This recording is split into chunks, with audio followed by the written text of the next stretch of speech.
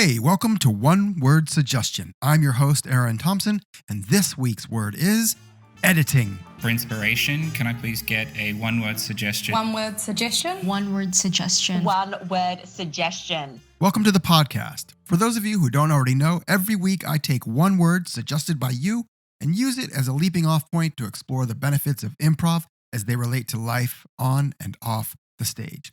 This week's word, editing, was suggested by Monica. One of the most famous improv schools in the world is UCB, the Upright Citizens Brigade. And when you walk into their New York offices, one of the first things you'll see is a giant poster that says, "Don't think." They're famous for coining this expression, and it's important to understand that they're not saying turn your brain off, they're saying trust your instincts. Say or do the thing in the moment that feels right because it probably is, or at least that's how I interpret it. Looking at this from a behavioral science perspective, what don't think really means is don't edit. Editing is that little voice in your head. Should I say this? If I do, will people get it? Will I look stupid? What if I'm not funny? What if I get it wrong? Maybe I'll just stand here and keep my mouth shut. And that little voice will mess you up every time. As David Rosowski famously said, fuck your brain. It's a liar and an asshole. Or as I less famously said, trust your gut. The opposite of editing is auditing.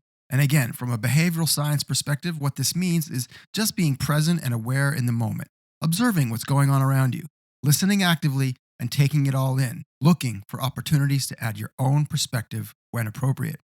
Put more simply, it's get out of your head and get into this very moment.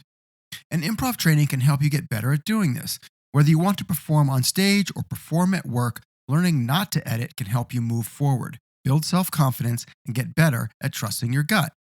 As for editing scenes on stage, I'm going to assume that if you're listening to this, you have a pretty good idea already of what that means or how to do it.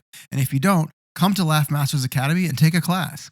And in the meantime, stop listening to that voice in your head, unless it's telling you something really important, like put on some pants, or that might be a shark, or ice cream. Anyway, that's my take on editing. Thanks for the great suggestion, Monica. If you want to suggest a word for next week or add your perspective, drop me a note in the comments. I'm making one of these every week for a year, so please do subscribe, like, share, and all that jazz. And in the meantime, if you're interested in improv for personal growth, professional achievement, or just for fun, my suggestion, get yourself into an improv class or book a corporate training session for your team. You can learn all about LMA's programs at www.lma.training. Thanks for listening. One Word Suggestion is brought to you by LMA Professional Development. Please visit us at www.lma.training for more info.